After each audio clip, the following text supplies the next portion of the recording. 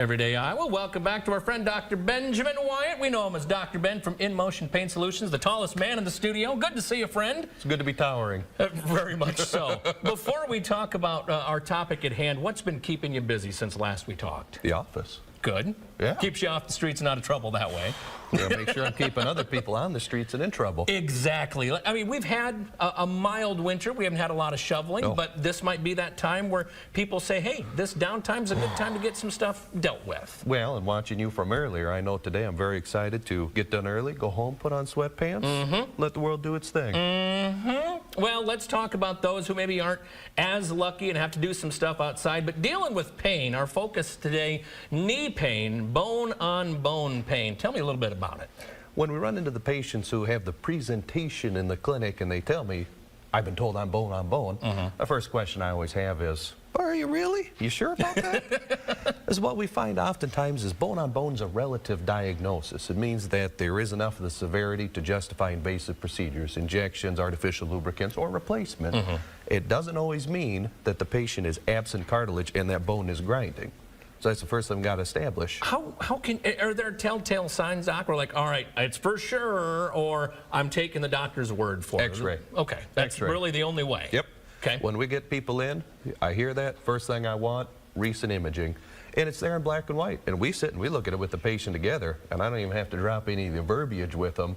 It's right there on the T where they say, okay, or, hey, I got a little something to work with there. And that leads us to my next question. All right, if it is bone on bone, what option? Is it just surgery? Is that all you got? No, no. Now, that's going to be a spectrum of opportunity depending on that individual. Okay.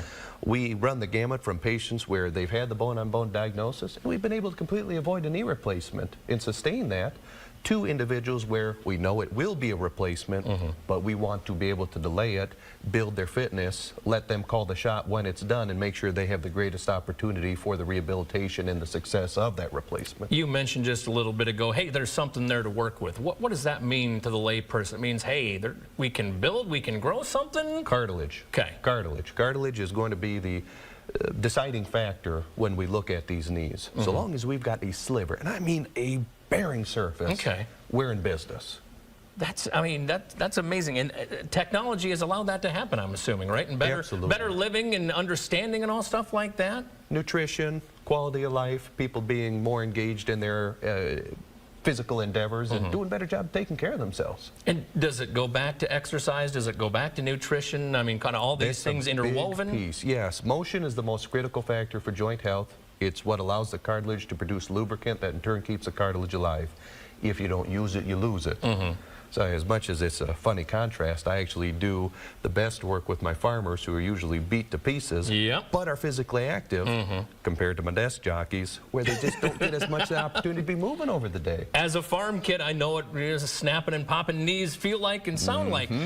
Let's talk about this surgery aspect again. Somebody comes into you, Doc, says, all right, well, like I was told I have to have surgery. How can you get them to accept that, hey, you don't have to do this, or have they already made up their mind, well, this is the only option? No, when people come to me, they're coming because they want to avoid that surgery. You know, they're looking for new options, additional options. And what we do is we go through our consultation process where we gather all of our important information and we give them a very clear portfolio that lays out, here's where you're at, here's what we can do, here's the long term of what we're going to deliver for you. Gotcha. And that way they have all that information they need to make their best decision. And tell me a little bit about the journey. I mean, you don't have to get into specifics, but some examples of, hey, we could do this, we could do this, we could add this to that portfolio. Give me some of those options. When we look at the knee, we have two primary objectives. Number one is breaking enough scar tissue and arthritis to restore proper motion, get that lubrication going, stabilize the cartilage, give them range of motion and weight bearing. Okay. Objective number two is to heal damaged tissue. That allows us to control for pain. It gives us the sustainability. So in the office, we're always combining different techniques, different protocols. We have our physical manipulation, we have our targeted ultrasound, a high intensity laser, and we tailor the approach to care to each of the patient's individual needs. So it's never cookie cutter. But what it allows us to do is treat these individuals non-invasively, non-surgically, and without medication. And you don't have a long downtime because you're recovering from one knee and you got to wait for the other one. It kind of lets you go on with life. As soon as we're done working with the patient at any given visit, they can go right back to whatever they want to do. That leads me to my next question. Somebody watching this saying, hey, I've been on the fence. Let's do something about it. Tell me about no cost obligation, referrals, and kind of a look inside, if you will. Absolutely. Best way to get in and get some better answers is to call the office, 319-200-1495. We have a lot of referral anymore from primary physicians, different surgeons, where they look at these individuals and say, hey, we don't want to do the surgery either, but we've exhausted our options.